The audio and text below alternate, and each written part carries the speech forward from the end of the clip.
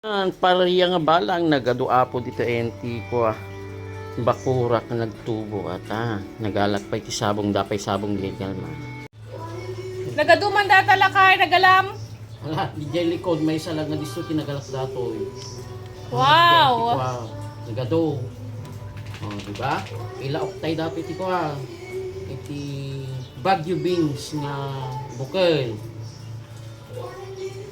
Basta nagtudo, alam na. Well, basta nagtudor o pagtakig sa ringit na gito eh. Ngayon tayo, si dati pariya, ken beans, damdam mga bukal.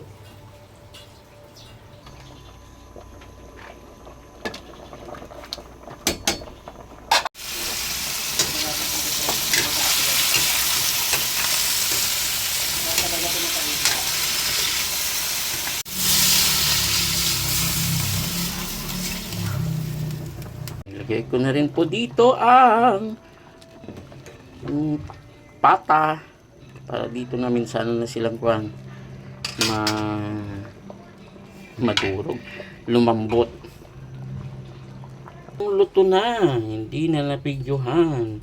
Paglagay ng bulaklak at saka dahon ng ampalaya. Na po ang pagkain po natin.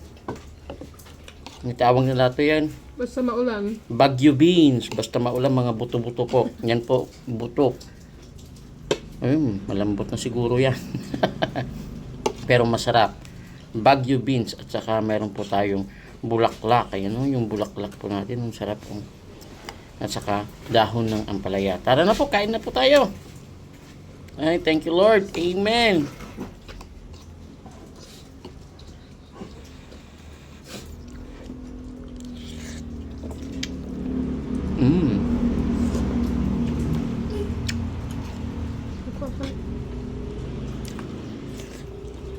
Ang harap.